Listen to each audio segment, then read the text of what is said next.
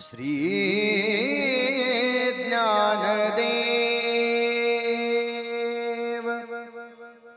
महाराज स्त्रीच्या आयुष्यातील पती गेला तर तिचं जीवन त्या ठिकाणी उद्ध्वस्त होतं. महाराज कोण कोणाचं आहे सांगा ना महाराज. नातेवाईक येतात, काही क्षणभर आपले त्या ठिकाणी सांत्वन करतात आणि निघून जातात, परंतु घराचं छप्पर त्या ठिकाणी उघडं पडलं तर अख्खं घर त्या ठिकाणी रिकामं होतं. महाराज आपली लेकरं बाळ त्या ठिकाणी अवघड असतं. महाराज ही गोष्ट 2 तासामध्ये 1.5 तासामध्ये सांगण्यासारखं नाही. ज्या घरातील बाप गेला महाराज त्या घरातील पोरकी झाली. महाराज आपल्या दारातील आपल्या घरातील बाप कितीही म्हातारा आणि वयस्कर असू द्या महाराज, नुसता त्या ठिकाणी कॉटवर पडून राहू द्या, पण कोणत्याही वाईट समाजाची नजर आपल्या घराकडे जात नाही, कारण घराचा पाया कोण असतो? बाप असतो. महाराज बाप राब राब त्या ठिकाणी शेतामध्ये राबतो. महाराज ह्या बांधावरून त्या बांधावरती ऊन वारा पावसाची चिंता न करणारा हा शेतकरी बाप महाराज कधी विसरता कामा नाही याला. परंतु तो जिवंत आहे ना तोपर्यंत त्याची किंमत कळत नाही माऊली. ते मेल्यानंतर तो गेल्यानंतर बापाची किंमत काय आहे ते कळतं महाराज. पण एखाद्या क्रिकेटपटूने त्या ठिकाणी 100 धावा काढल्या तर आपण फटाकेबाजी करतो महाराज, टाळ्या वाजवतो आणि इथंच टीव्ही समोर उड्या मारतो. माझा बाप त्या ठिकाणी रात्री दुपारच्या 12 वाजता त्या ठिकाणी एवढ्या भर उन्हामध्ये कष्ट करतोय, जाऊन त्याला त्या ठिकाणी मदत करावी असं तरुण बांधवाला कधीच वाटत नाही महाराज.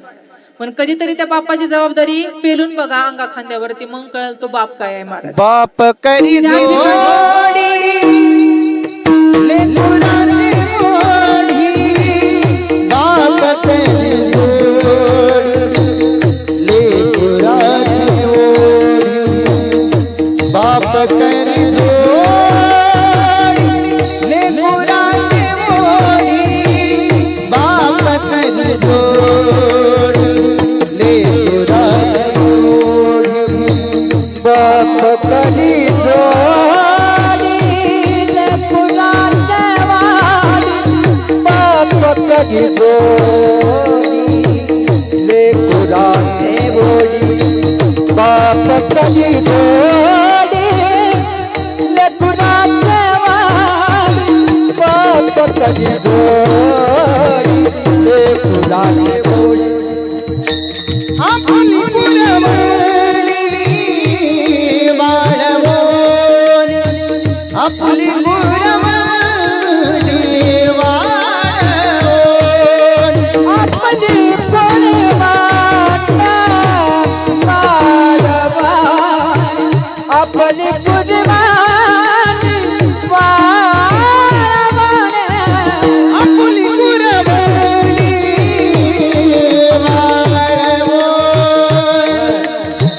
आपली पुरवणी महाराज बापाचं जीवन जर पाहायला गेलं ना महाराज, जिवंत असेपर्यंत सुद्धा त्या ठिकाणी लेकराची आपल्या बायका पोरांची काळजी वाहणारा त्या ठिकाणी बाप असतो माऊली बाप. परंतु मृत्यू पश्चात सुद्धा ह्या घरावरती प्रेम करणारा हा पाया महाराज. वडील वेगळा आणि बाप वेगळा. तुम्ही म्हणाल ताई वडील ह्या शब्दाचा समानार्थी शब्द बाप असा होतो, पण बाप कळायला बापच व्हावं लागतं. ज्यावेळेस छत्रपती शिवाजी राजांना महाराणी येसूबाई धर्मवीर स्वराज्य रक्षक संभाजी महाराजांच्या पत्नी सांगायला गेल्या, राजे माझे पती शंभूराजे तुमच्यावर नाराज आहेत का?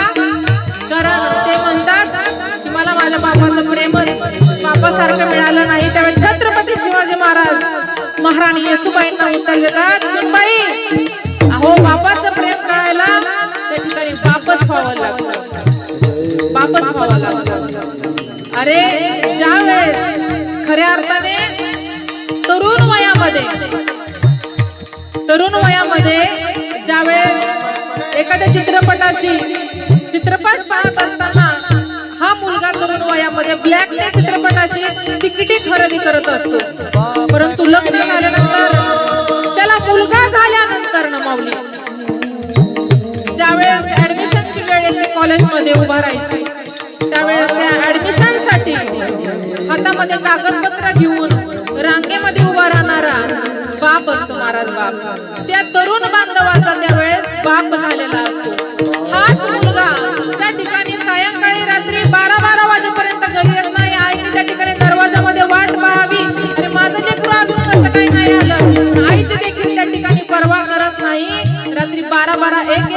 येणारा बाप ज्यावेळेस त्याचा बाप झालेला असतो ना, त्यावेळेस लेकराच्या ओढीपोटी सायंकाळी 6 वाजता येतो ना, तो बाप असतो. बाप करी जोडी बाप करी आना रे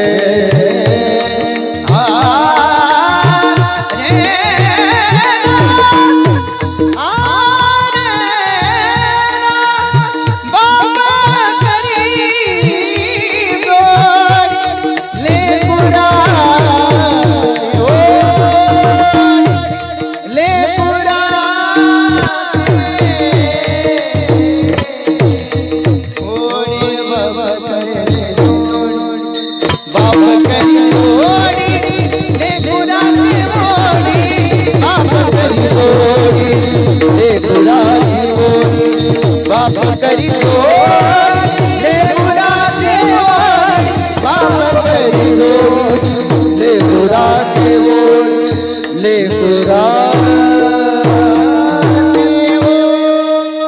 बाप करी जोडी लेकुराची ओढी. महाराज स्वतः जिजून त्या ठिकाणी कष्टाने घामाने भिजून आपल्यासाठी पैसा धन कमवतो आणि आपल्याला त्या ठिकाणी सावलीमध्ये ठेवतो ना, तो बाप असतो महाराज, बाप असतो.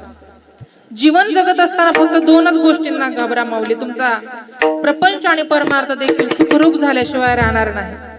एक म्हणजे बाप आणि दुसरा म्हणजे पाप. जो पापाला घाबरला ना, त्याचा परमार्थ चांगला झाला, आणि जो बापाला घाबरला त्याचा प्रपंच त्याचा चांगला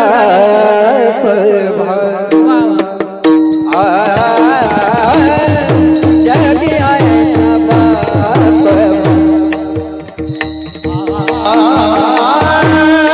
जगी ऐसा बाप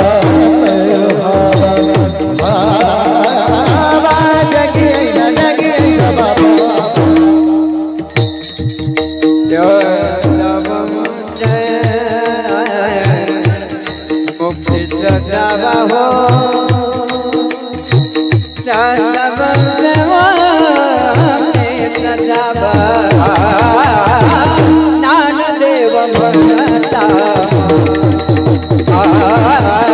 नानदेव म्हणता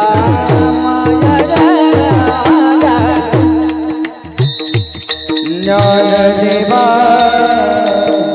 माय बाप ज्ञानदेवा माय बाप ज्ञानदेवा माय बाप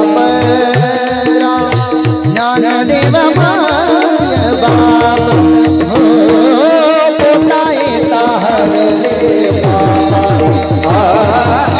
पोटा येता हरले बाबा हे जगी ऐसा बाप त्याचा वंश मोठी सजावा त्याचा वंश मोठी सजावा त्याचा वंश मोठी सजावा मोठी सजावा मोठी सजावा. वा, दादांसाठी एकदा जोरात टाळ्या होऊन जाऊ दे. खूप गोड आवाज आहे आणि समर्पक प्रमाण दिलं. जगी ऐसा बाप वावा त्याचा वंश मुक्ती सजावा. माझ्या अरे आपल्यासारख्या जीवात्म्यांना बाप गेल्यानंतर आई गेल्यानंतर दुःख होतं, याच्यामध्ये काय नवल आहे? माझ्या ज्ञानोपरांचं जिवंत उदाहरण आपल्या समोर आहे महाराज. आळंदीतील रुक्मिणी माता आणि विठ्ठलपंत महाराज वडीलच आहेत ना कोणाच तरी. संत असले म्हणून काय झाले, ते देखील माणसासारखेच होते. त्यांना मन नाही का महाराज? ज्यावेळेस संन्यासाश्रम सोडून पुन्हा गृहस्थाश्रम विठ्ठलपंतांनी स्वीकारावा आणि समाजाने त्यांना तिरस्कृत भावनेने पाहावं, काही कर्मठ लोक, विचार प्रवृत्तीची कर्मठ लोक या समाजामध्ये असतात महाराज. चांगलं झालेलं, चांगल्या मार्गाने आपण चाललेलो कधीच या लोकांना पाहवत नाही महाराज. 4 लेकरं आहेत महाराज, निवृत्तीदाता, ज्ञानदेव आणि सोपान काका मुक्ताई. या 4ही लेकरांना या कुटुंबाला या समाजाने वाळीत टाकलेलं आहे. मधुकरी मिळू दिली नाही, मिळाली मधुकरी त्या ठिकाणी मातीत टाका. एखाद्या आजीबाईने पीठ द्यावं माझ्या ज्ञानोबरायांना, ज्ञानदादाला, आणि ते पीठ सुद्धा पुन्हा व्यसतील ही लेकरं संन्यासाची कार्टी म्हणून त्या ठिकाणी पायाने त्या ठिकाणी विस्कटावं महाराज. काय समाज होता महाराज. खऱ्या अर्थाने माझ्या चिमुकल्या मुक्ताईला मांड खाण्याची इच्छा व्हावी आणि खापर सुद्धा मिळू दिलं नाही महाराज, खापर. परंतु अपकारावरही उपकार करतात ना ते संत असतात माऊली, संत. ज्ञानोबरायांनी आपल्या पाठीवरती अग्नी प्रज्वलित करून त्या ठिकाणी मुक्ताईचा हट्ट पुरवावा महाराज. ते ज्ञानदादा कुठे आणि ती मुक्ताई कुठं? आज हे नातं त्या ठिकाणी लोप पावत चाललेलं आहे. माझ्या लेकरांना त्या ठिकाणी वेदाध्ययनाचा अधिकार प्राप्त व्हावा म्हणून त्या ठिकाणी पैठणच्या धर्मसभेपुढं गारानं गावं महाराज विठ्ठल पंतांनी. तुझ्या लेकरांना ज्या ठिकाणी समाजामध्ये मान मिळावा असं वाटतं ना, वेदाध्ययनाचा अधिकार प्राप्त व्हावा असं जर वाटत असेल ना, तर एकच शिक्षा आहे, ते म्हणजे देहांत प्रायश्चित्त. पहा, एक बाप आपल्या लेकरांसाठी काय करतो महाराज, जिवंत असताना बरं का. आपल्या जीवाचा सुद्धा विचार न करणारा तो बाप असतो. आपल्या लेकराचं कल्याण व्हावं, देहांत प्रायश्चित्त. ठीक आहे, माझ्या लेकरांना सोन्यासारख्या जर चांगलं जगता येत असेल तर माझं जगणं सुद्धा त्यांच्या सरणी अर्पण आहे महाराज. गेले घरी महाराज. रुक्मिणी आईसाहेबांनी ओळखलं, जी न सांगता ओळखते ना आपल्या नवऱ्याचं दुःख, ती खरी पत्नी असते महाराज. पतिव्रते जैसा भरतान प्रमाण, अम्मा नारायण ताईच्या परिवासाचे प्रमाण आहे महाराजांचं. तसं पत्नीसाठी सर्वस्व आपलं पती असतं महाराज. रुक्मिणी आईसाहेबांनी लांबूनच ओळखलं काहीतरी बिनसलेलं आहे. घरी आले विठ्ठल पंत म्हणले, आपल्या लेकरांना अधिकार प्राप्त होणार आहे, तू एवढे दुःखी का? म्हणले, मला सगळं उमगलंय, तुम्ही नाही सांगितलं तरी. अगं ते सोड, आपल्यासाठी आनंदाची बातमी आहे म्हणले, आनंदाची गोष्ट आहे आपल्या घरासाठी. गोडधोड काहीतरी गोडधोडाचं बघ म्हटले. मग त्या काळी, आता जशी पुरणपोळी आहे त्या काळी मांड असायचं महाराज, मांड. रुक्मिणी आई साहेबांनी सुंदर असा मांड्याचा स्वयंपाक करावा. चारही लेकरांनी सांगावं, आई अरे घरामध्ये तर कधीच काही अन्न नाही, कधी कणही नसायचं ना, आज मांड, आज पुरणपोळीचा जे काही पदार्थ खायला घालते, आज काय आहे की विशेष? रुक्मिणी आई साहेबाचं त्या ठिकाणी अंतःकरण भरून आलं. लहानशा लेकराने एखादा प्रश्न कधी विचारला तर काय सांगायचं महाराज? कुठल्या तोंडाने ते सांगणार की आता तुझा बाप उद्यापासून तुला दिसणार नाही? कुठली आई सांगेल महाराज, सांगा ना. अरे आज आपण घरामध्ये, हा पुरुष वर्ग जर घरामध्ये नसेल तर त्या ठिकाणी 2 दिवस सुद्धा करमत नाही महाराज. ह्यांच्याशिवाय घर नाही चालू शकत. जसं प्रकृतीच्या 2 बाजू आहे, स्त्री आणि पुरुष. रथाची 2 चाकं असतात माऊली. म्हणून मगाशी मी तुम्हाला जाता जाता सांगितलं ना की दोघांचे एकमेकांचा आदर केला पाहिजे. संसार हा दोघांचा आहे माऊली. कधी चालता चालता भांडणं होतील, कधी प्रेम येईल, पण एकमेकांना समजून घ्या महाराज. जसं आम्ही मगाशी प्रमाण दिलं की परमार्थामध्ये सुद्धा नोहे हा एकट्याचा खेळ, तसा प्रपंच सुद्धा एकट्याचा खेळ नाही महाराज. रुक्मिणी आई साहेबांनी सांगावं, डोळे पुसावे माझ्या ज्ञानदादाचे. मुक्ताईची मुकली त्या ठिकाणी आईला अशी बिलगलेली आहे महाराज. त्या ठिकाणी घास भरवावा मुक्ताईला, कारण लहानगी मुक्ताई आहे ना महाराज. लहान धाकट्याचा लाड करावा महाराज. पण आपल्या इकडे उलट आहे, थोरल्याचा त्या ठिकाणी लाड होतो. रुक्मिणी आई साहेबांनी 4ही लेकरांना पोटभर जेवायला घातलं, निजवलेलं आहे. उशाला बसलेले आहेत की माझ्या लेकरांचं पुढं खरंच कल्याण होईल का? कारण हा समाज खूप वाईट आहे माऊली. आपण ह्याच्यावरती अंधविश्वास ठेवतो, पण विश्वासच ठेवायचा असेल तर माझ्या पंढरीच्या मालकावरती ठेवा महाराज. माझ्या ज्ञानोबरायांवरती, माझ्या माऊलीवर कधीतरी विश्वास ठेवून बघा. कधीतरी तुम्ही आळंदीला या, तुम्हाला असं वाटत असेल ना, पोरकं वाटत असेल की मला या जगामध्ये कोणी नाही, त्यावेळेस कधीतरी आळंदीला या. पण मी अमुक कीर्तनकार आहे, मी अमुक पाटील आहे, अशी पद लावून नका येऊ महाराज. मी माझ्या माऊलीचा लेकरू आहे, ह्या नात्याने या. संजीवन समाधीवर डोकं ठेवा आणि ढसढसा रडा महाराज. तिथं एक अश्रू जरी त्या समाधीवर पडला ना, ती माझी माय तुम्हाला पदरात घेतल्याशिवाय राहणार नाही महाराज, पदरात घेतल्याशिवाय राहणार नाही.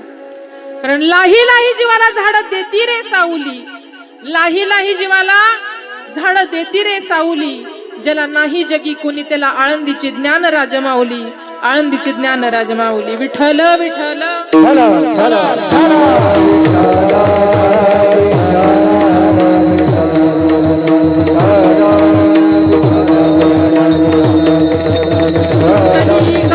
हरी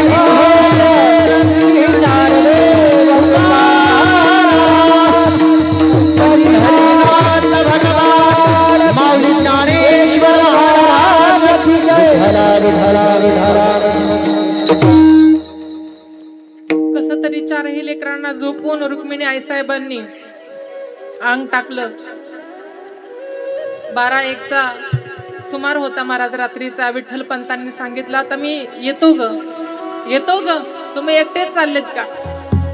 मी पण तुमच्या बरं येणार. अरे बाप नसला तरी चालेल ग, पण आई असायला पाहिजे महाराज. तू तरी थांबा ग रुक्मिणी. नाही म्हणले. तुम्ही गेल्यानंतर ना मी काय करू जगून? मी सुद्धा येणार. त्या ठिकाणी इंद्राणीच्या डोहामध्ये आपल्या लेकरांनी सुखी व्हावं, त्यांना वेदांत देण्याचा अधिकार प्राप्त व्हावा, हे समाजाने अधिकार द्यावा महाराज. म्हणजे ज्ञानोबरांना पुढे जाता यावं, ज्ञान मिळावं, वेद पठण करायला यावे म्हणून 12-1च्या सुमारास देहांत त्या प्रायचित्त त्या ठिकाणी इंद्राणीमध्ये घेतलं. महाराज जिवंत असताना सुद्धा आपल्या लेकरांसाठी, त्यांच्या उज्ज्वल भविष्यासाठी तीळ तीळ तुटणारा हा बाप असतो महाराज. ते विठ्ठलपंत आहेत.